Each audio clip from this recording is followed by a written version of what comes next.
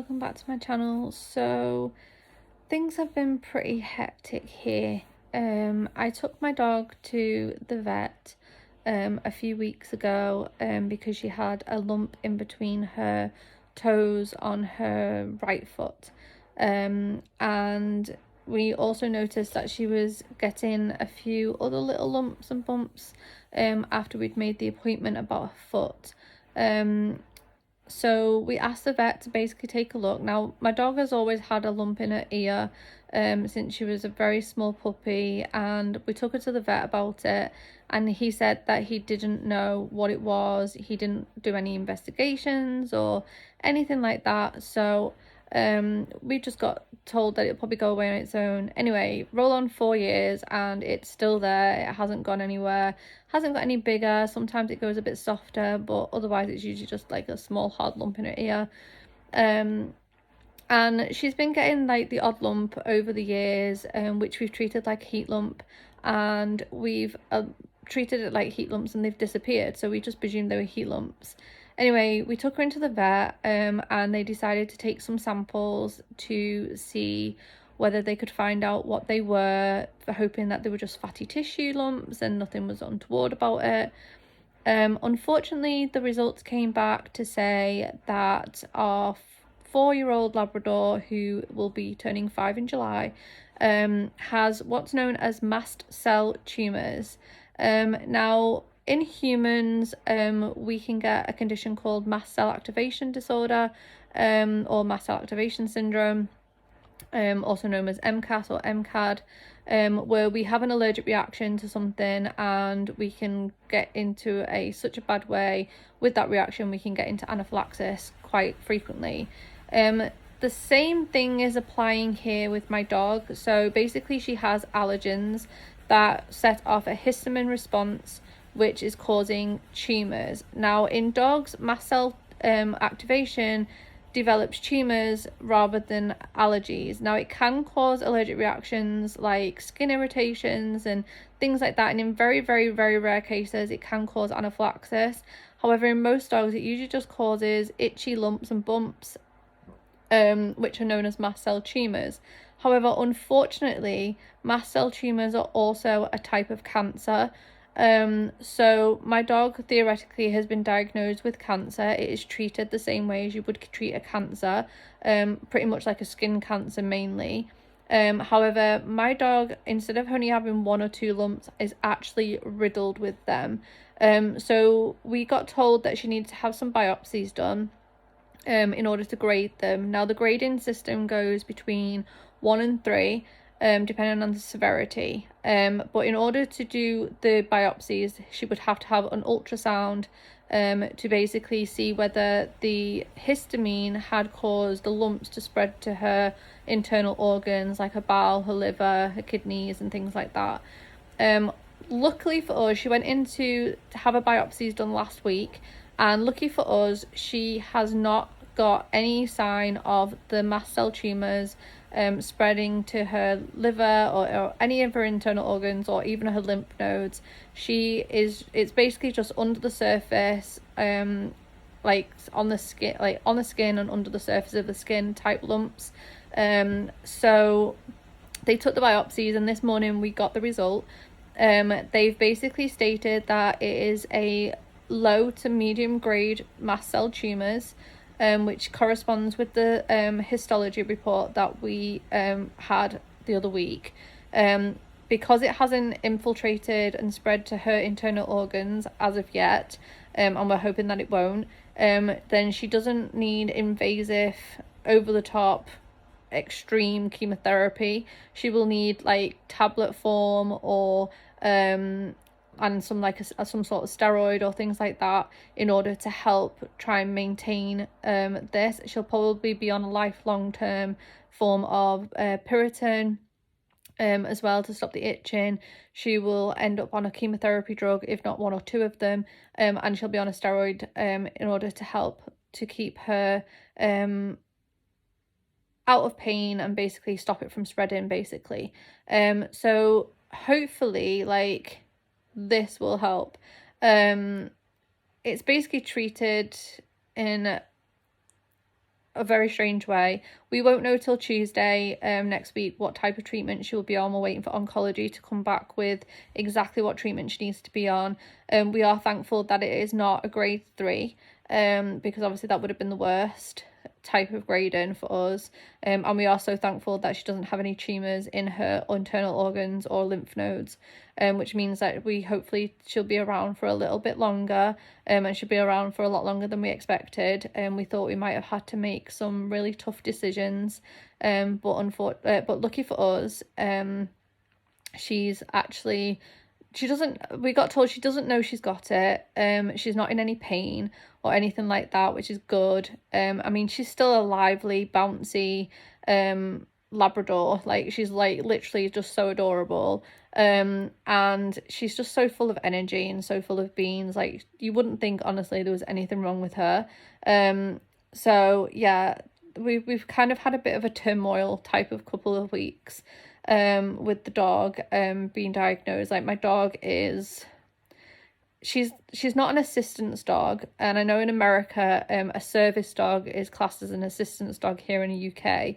So the difference to us in the UK is a service dog is usually a type of dog that is given to you for somebody that helps with anxiety and things like that, where an assistance dog will be the type of dog that would pick things up off the floor for you if you dropped them, help you cross the road, if you had sight problems, listen out for things if you had a hearing problem, and help you out around the house. That's the type of thing an assistance dog would do. A service dog is basically somebody who's basically a companion that will help you with anxiety and things like that. So my dog is technically classed as a service dog. A service dog in the UK does not need any papers whatsoever to be a service dog. However, it also means that she's not allowed in places like hospitals or shops or anything like that, because she is only a service dog. She isn't a assistance dog, which is completely different, where she would need papers to prove that, and she would need to and she would be allowed in shops and other places. But she is technically my service dog, and she has been like that since she was a puppy, giving me, making sure that I'm okay, allowing me to go out my house with less anxiety, other than in 2019 when I was really bad with my anxiety. And she's basically just my companion. She basically follows me around, checks up on me, makes sure I'm okay. She knows that she can collect, like, if I'm in trouble with anything, she will go and collect my mobile phone for me like an assistance dog would, but she's not trained as an assistance dog. It's just that I've taught her these things, and she'll also pick up my medicine box up off the floor and give it to me if I ask for it.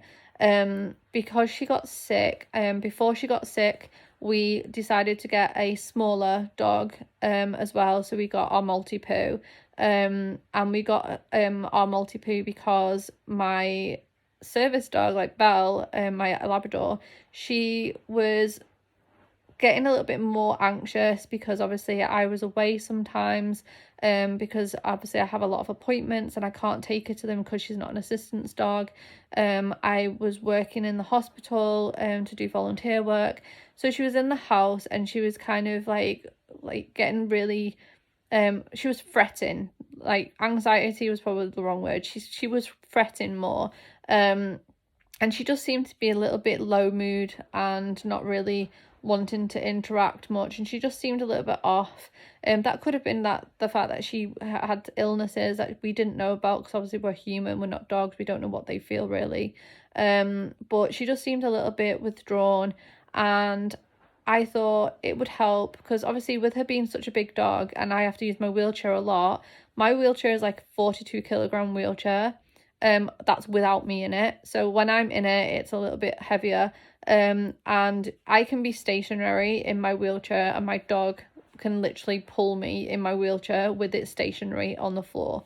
That's how strong she is. So walking her, unless I've tired her out beforehand and then take her for a walk, I physically can't walk her myself. I have to ask some members of my family to take her for a walk, and I would let her out in the back garden and let her run around the back garden and try and play fetch with her. But obviously, given the fact that my gastroparesis is quite bad and my muscle tone is quite low, throwing balls and throwing toys to try and let the dog go chasing it, it was actually hurting my joints. So I figured I'm going to get another dog and they can play with each other and they can have some fun and they can exercise each other out a little bit, and that way I don't feel as guilty then for not walking my dog as much as I should.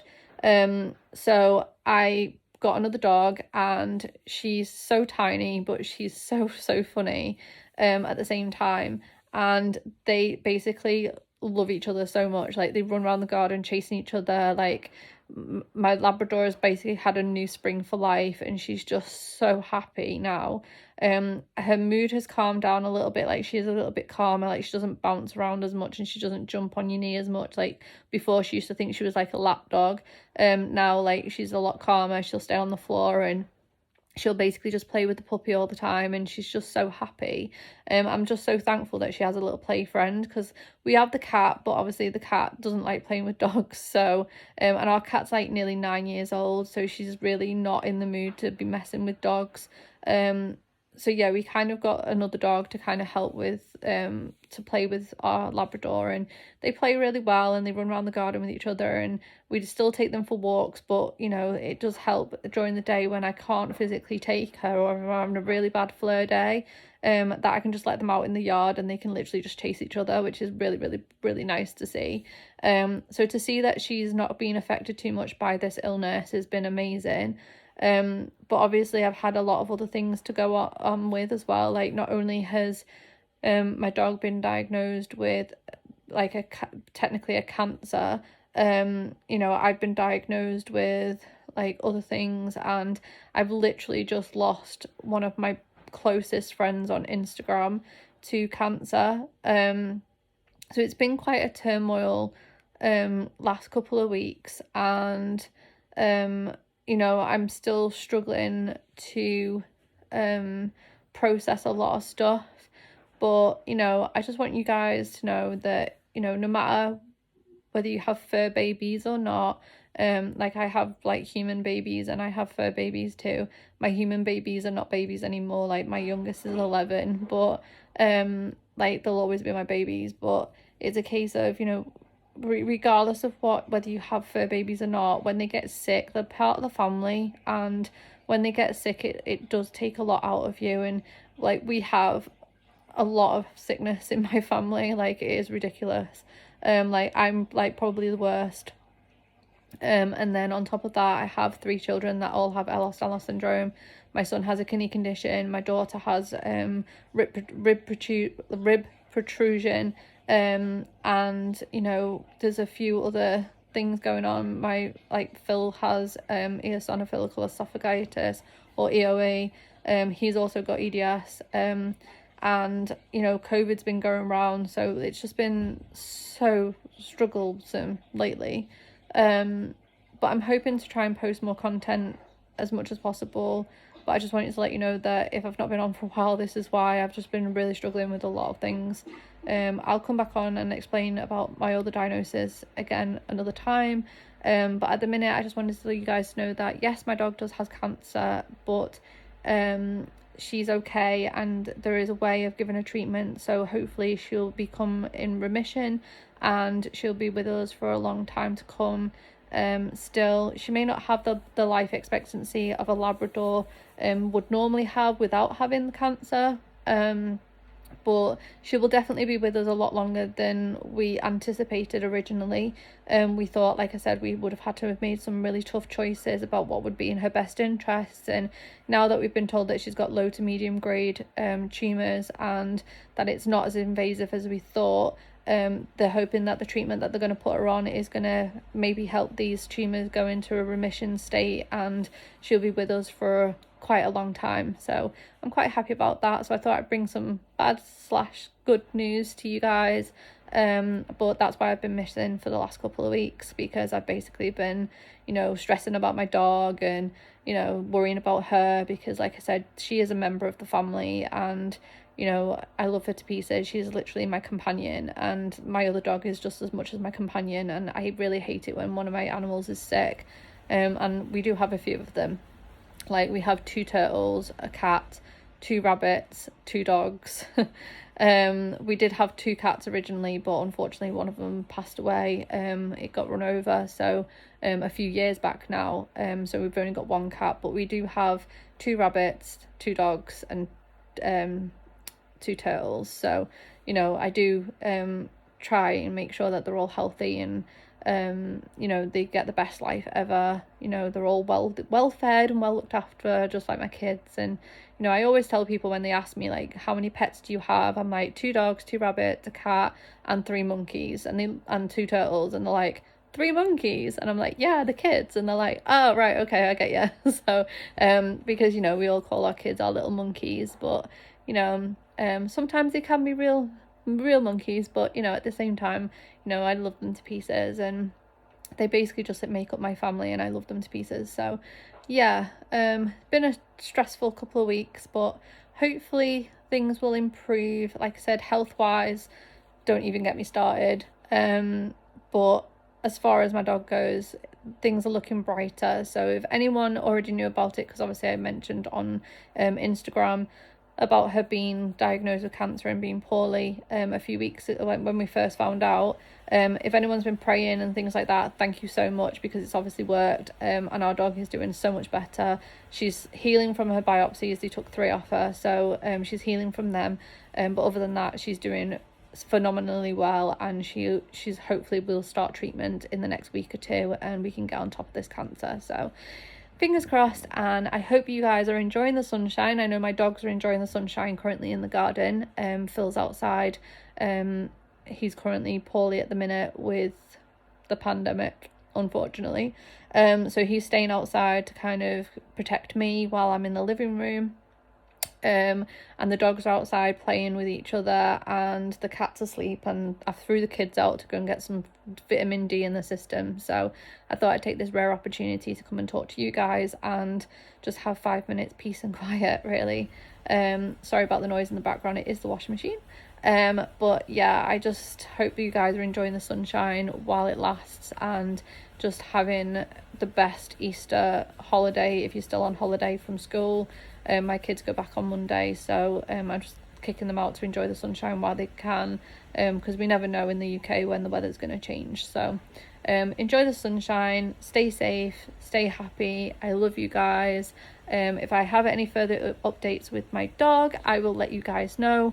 But for now, fingers crossed, things look like they are steady, and they're not going to get any worse, which is great news for us. But you know, she, at the end of the day, she still has cancer, and we just have to take it day by day. But I'm so thankful that it's not as bad as we thought. So if you've liked this video, please give it a thumbs up and subscribe, and I will speak to you guys again soon. Love you lots, enjoy the sunshine, and take it easy. Bye.